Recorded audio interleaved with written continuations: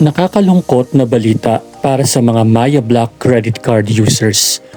Isa ako sa mga loyal user ng Maya Black credit card. Halos lahat ng physical at online transactions ko dito ko na pinapadaan. Hindi lang dahil maganda ang card, kundi dahil isa sa mga pinakamagandang benefit nito ang pagkakaroon ng free airport lounge access every quarter.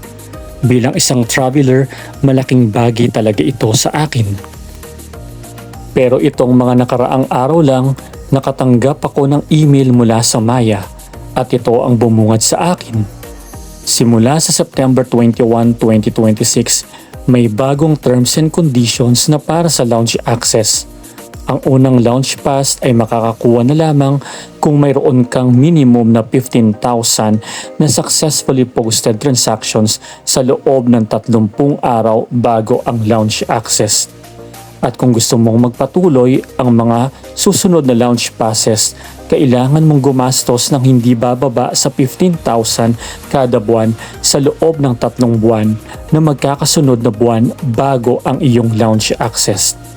Sa madaling salita, hindi na automatic ang launch access, kailangan mo nang maabot ang required spending bago mo ito ma-enjoy. Sa totoo lang, nalungkot ako sa balitang ito. Sana kung magkakaroon man ng spending requirement, kahit 5,000 pesos na lang sana, o kaya naman bigyan ng consideration ang mga loyal users na matagal nang ginagamit ang card at consistent naman sa paggamit nito.